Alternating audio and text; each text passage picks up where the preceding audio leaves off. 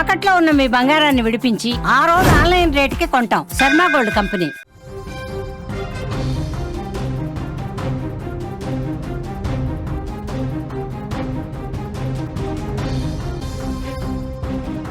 Breaking news చూస్తున్నాం. హుజూరాబాద్ లో record స్థాయిలో వర్షపాతం నమోదైంది. గురువారం రాత్రి భారీ వర్షంతో అతలాకుతలమైంది. మామిడిల్లవాడ, గాంధీనగర్ ప్రాంతంలోని ఇళ్లలోకి భారీ వరద నీరు చేరినట్లుగా తెలుస్తోంది. ప్రజలకు తీవ్ర ఇబ్బందులు ఎదురవుతున్నాయి. అక్కడ కరీంనగర్ జిల్లాలో హుజూరాబాద్ పట్టణం గురువారం రాత్రి కురిసిన భారీ వర్షానికి ఒక్కసారిగా అతలాకుతలమైపోయింది. గురువారం రాత్రి 7 గంటల నుండి కూడా 3 గంటల పాటు దాదాపుగా భారీ వర్షం కురిసింది. రికార్డు స్థాయిలో కురిసిన వర్షాలకు లోతట్టు ప్రాంతాలన్నీ కూడా ఒక్కసారిగా నీట మునిగిపోయాయి. ఒకసారి మనం విజువల్లో కూడా చూడొచ్చు. రోడ్లన్నీ కూడా వరద నీటితో ఏ విధంగా మునిగిపోయిన సిచ్యువేషన్స్ కనిపిస్తున్నాయో మనకి కనిపిస్తోంది. అలాగే ఇల్లు కూడా దాదాపుగా మునిపోయిన పరిస్థితి కనిపిస్తుంది. పైన ఫస్ట్ ఫ్లోర్ వరకు మనకైతే అక్కడ స్లాబ్ కనిపిస్తుంది. ఆ స్లాబ్ మధ్య వరకు కూడా దాదాపుగా కూడా వాటర్ వచ్చిన పరిస్థితులు అయితే మనకి కనిపిస్తున్నాయి. ఇంట్లోకి కూడా భారీగా వరద నీరు చేరడంతో ఒక వ్యక్తి ఆ వాటర్ అంతా కూడా బయటకి పంపిస్తున్న పరిస్థితులు కూడా కనిపిస్తున్నాయంటే కరీంనగర్లో వర్షపాతం ఎంత శాతం నమోదైందో కూడా మనం ఇక్కడ అర్థం చేసుకోవచ్చు. మామిళ్లవాడ, విద్యానగర్, బుడిగ జంగాల కాలనీ, కిందివాడ, కుమ్మరివాడ, ఫకీరువాడ, సిక్కువాడల్లో కూడా ప్రజలు తీవ్ర ఇబ్బందులను ఎదుర్కొన్నారు. అనేక ఇళ్లలోకి వరద నీరు వచ్చి చేరినట్లుగా కూడా మనకి తెలుస్తోంది. వర్షాల తీవ్రతను గుర్తించిన హుజూరాబాద్ మున్సిపల్ అధికారులు వెంటనే అప్రమత్తమై సహాయక చర్యలు కూడా అక్కడ చేపట్టడం జరిగింది. లోతట్టు ప్రాంతమైన గాంధీనగర్ కాలనీలో కూడా నివాసితులను రాత్రికి రాత్రి సమీపంలోని సాయిరూప ఫంక్షన్ హాల్లోని పునరావాస కేంద్రానికైతే అక్కడ తరలించినట్లుగా కూడా తెలుస్తుంది. రోడ్డు మీద కూడా మనం చూడొచ్చు, కార్లు కూడా ఒక వైపు వెళ్తున్నాయి. ఆ వాటర్లో కూడా అతి కష్టం మీద అయితే కార్లు ముందుకి కదులుతున్న సిచ్యువేషన్స్ కనిపిస్తున్నాయి. ఎక్కడికక్కడ రోడ్లన్నీ కూడా దిగిపోయిన పరిస్థితి కనిపిస్తుంది. అక్కడ జిహెచ్ఎంసీ అధికారులు కూడా సహాయక చర్యలు చేపట్టిన పరిస్థితులు అయితే అక్కడ కనిపిస్తున్నాయని చెప్పొచ్చు.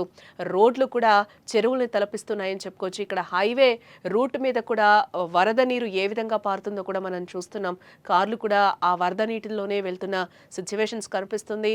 అకస్మాత్తుగా ఆ వరదలో వెళ్తూ కూడా అక్కడ ఒమిని వ్యాన్ ఆగిపోయింది. ఈ నేపథ్యంలోనే అక్కడ పోలీసులు వచ్చి కూడా అక్కడ వాళ్ళకి సహాయం చేస్తున్న పరిస్థితి కనిపిస్తుంది. ఈ మధ్య కాలంలో మనం చూస్తున్నాం ఎక్కడికక్కడ తెలంగాణలో వర్షపాతం ఎక్కువగా నమోదైందని కూడా చెప్పుకోవచ్చు. ఈ మధ్య కాలంలో పోలీసులకైతే కత్తి మీద సాములాగే మారిందని చెప్పొచ్చు. ఈ వర్షాల వల్ల ఎక్కడికక్కడ వాళ్ళు చాలా వరకు కూడా వాళ్ళ ప్రాణాలకి తెగించి కూడా ఈరోజు ప్రజల్ని కాపాడుతున్న సిచ్యువేషన్స్ అయితే మనకి రిపీటెడ్గా కనిపిస్తున్నాయని చెప్పుకోవచ్చు.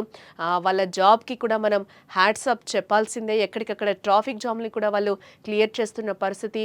అలాగే తాళ్ల సాయంతో కూడా మనం మొన్న పడిన వర్షాలు కూడా ఒక వారం క్రితం పడిన వర్షాలకు కూడా మనం చూస్తాం ఎక్కడికక్కడ రోడ్లు తెగిపోయిన సిచ్యువేషన్స్లో కూడా పోలీసులు సహాయక చర్యలు ఇక్కడ అభినందనీయంగా మారాయని కూడా మనం ఇక్కడ చెప్పుకోక తప్పదు. మరొకసారి మున్సిపల్ కమిషనర్ సమయ బైక్పై ప్రభావిత ప్రాంతాలను కూడా ఆయన స్వయంగా పర్యవేక్షించినట్లుగా కూడా మనకి తెలుస్తోంది. ఇళ్లలో చేరిన నీటిని మోటార్ల సహాయంతో కూడా బయటకు పంపే ఏర్పాట్లు కూడా అక్కడ అధికారులు చేస్తున్నారని చెప్పుకోవచ్చు. దీంతో పాటు మురికి కాలువలు కూడా శుభ్రం చేయడానికి, వరద నీటిని త్వరగా బయటకు పంపించడానికి కూడా జేసీబీలను ఉపయోగించి మార్గాన్ని అక్కడ సుగమం చేస్తున్నట్లుగా కూడా తెలుస్తోంది. బాధితులకు ప్రభుత్వ పరంగా కూడా సహాయం అందించేందుకు అవసరమైన ప్రతిపాదనలను ఉన్నతాధికారులకు పంపిస్తామని కూడా ఆయన హామీ ఇవ్వడం జరిగింది. అధికార యంత్రాంగం వేగంగా స్పందించడం వల్ల ప్రజలకు మరింత నష్టం జరగకుండా నివారించగలిగారు. ప్రస్తుతం మున్సిపల్ సిబ్బంది కాలనీలోని బురద, చెత్తను తొలగించి పారిశుద్ధ్య పనులను కూడా వాళ్ళు నిర్వహిస్తున్నారని చెప్పుకోవచ్చు.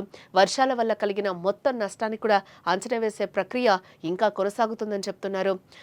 మెదక్ జిల్లాలోనూ జోరు వాన కురిసింది. పట్టణంలోని సాంఘిక సంక్షేమ బాలుర హాస్టల్, అలాగే ప్రభుత్వ జూనియర్ బాలికల కళాశాల, పాలిటెక్నిక్ కాలేజీలో కూడా వరద నీరు ఒక్కసారిగా కూడా వచ్చి చేరింది. పరిశీలించిన జిల్లా కలెక్టర్ రాహుల్ రాజ్ లోతట్టు ప్రాంతాల్లో ఉన్న కళాశాలల సముదాయంలోకి నీరు రాకుండా చర్యలు చేపడతామని కూడా ఆయన చెప్పారు. సిద్దిపేట జిల్లా హుస్నాబాద్లో కూడా ఉరుముల మెరుపులతో కూడిన భారీ వర్షం కురిసింది. ప్రధాన రహదారులు అన్నీ కూడా జలమయం కాగా మల్లచెట్టు చౌరస్తా, అలాగే అంబేద్కర్ చౌరస్తాలు చిన్నపాటి నీటి కుంటలను తలపించాయని కూడా చెప్పుకోవచ్చు. నేను భూమి నుంచి నల్గొండ పోయే రూటుకు ఇంత వర్షపడ నీళ్లు ఎక్కువైపోయి జనానికి పోవటానికి వీలు పడతలేదు. బ్రిడ్జి హైట్ లేపాలో గజం హైట్ లేపితే నీళ్లు సాఫ్గా వెళ్ళిపోతాయి. ఎప్పుడు ఇంత వర్షం పడ్డా కూడా ఇబ్బంది అవుతుంది జనానికి. తక్షణమే రోడ్డు రిపేర్ చేయాలని కోరుతున్నాం. కొట్టుకుపోయినాయి, 2 కార్లు కొట్టుకుపోయినాయి. దాన్ని పెద్దగా చేయాలి. తొందరగా చేస్తే అంత మంచిగా ఉంటుంది. ఈ వానాకాలం మళ్ళీ ఇది ఎఫెక్ట్ అవుతుంది.